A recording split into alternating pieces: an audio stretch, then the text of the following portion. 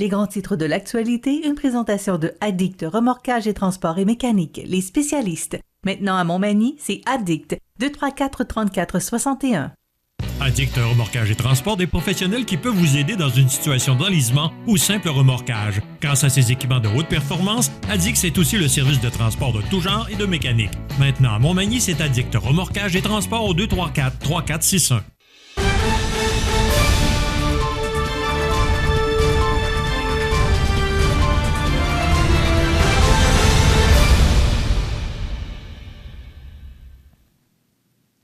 Les grands titres de l'actualité de ce jeudi 25 août 2022. José Soucy, bon matin. Bon matin. José, on aura M. Duhem qui sera ici. Écoute, la campagne électorale n'est pas commencée ou encore, j'aurais aimé lire la chronique de José, j'oublie son nom, là, dans le Journal du Québec. José Legault qui parlait là, que... écoute, c'est une chronique qui parle là, concernant est-ce que c'est positif qu'on ait une date fixe des élections. Je ne le sais pas. Moi, j'aimais ça quand on voyait ça venir, mais tant que le premier ministre ne l'avait pas annoncé. Mais là, j'ai l'impression que c'est un peu comme aux États-Unis. Il me semble que ça fait 2 ans qu'on est en campagne électorale, là. Et il me semble qu'on va arriver dans le temps de la campagne, on n'apprendra plus rien de nouveau. C'est à peu près juste les déclarations des politiciens avec ce dont on va se mettre de quoi sous la dent, là. Ben écoute, ce que tu avances, c'est pas dénué de sens parce que Jean Charest, jadis, alors qu'il était premier ministre, ne voulait pas d'élection à date fixe pour les raisons que tu as énumérées, c'est-à-dire qu'on est en campagne électorale à peu près 2 ans avant le déclenchement des élections. Sauf que dans l'ancien système, si le premier ministre décidait, après 3 ans, de déclencher des élections, il pouvait le faire. J'explique, tu as un sondage positif à ton endroit, tu sens que tes adversaires ont de la misère, sont dans des difficultés, et tu décides de les prendre de court et tu déclenches des élections. Vois-tu, il n'y a pas de système parfait en réalité. Dans les deux côtés, il y a des choses plus négatives, il y a des choses plus positives, mais on a décidé d'y aller à date fixe. Et d'ailleurs, tu te souviens que Pauline Marois, même s'il y avait des élections à date fixe, avait décidé malgré tout de partir en élection parce qu'elle avait un gouvernement minoritaire, quoique c'était elle qui avait décidé, si mon souvenir est bon, de partir en élection, et ça lui a coûté son gouvernement minoritaire. Et on assiste au retour du Parti libéral du Québec à la tête de la province. Et le titre, c'est une très mauvaise bonne idée. Alors, depuis qu'une loi adoptée en 2013 par le gouvernement Marois impose au Québec des élections à date fixe, je persiste ces signes. C'est une très mauvaise bonne idée. Ce qui, à l'usure, se confirme. Le scrutin du 3 octobre prochain ne fait pas exception. Donc, c'est José Legault du Journal de Québec de ce matin. C'est sa chronique. Elle est quand même longue, là, mais je résume. Là. Moi, c'est drôle, mais j'ai l'impression que on était tous là, puis on avait tous faim, nous, les médias, là, de voir arriver une campagne électorale. Puis il me semble que là, c'est pas l'image que ça me donne. Je voyais une campagne intéressante.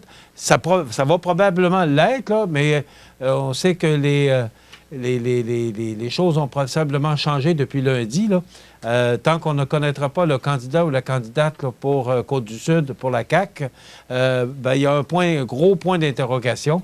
Alors, il semble que c'est pas... On est moins sur le feu de la rampe.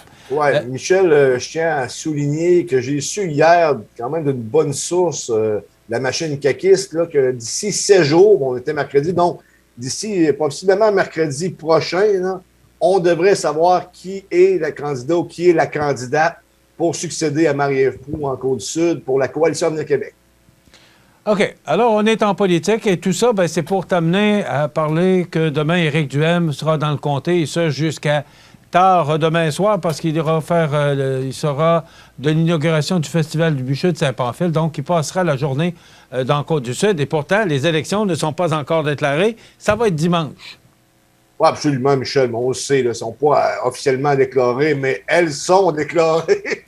On le sait, on est en élection. Mais c'est quand même une grosse nouvelle pour Côte-du-Sud, là, parce qu'on sait que c'est un comté qui est prenable pour le Parti conservateur du Québec.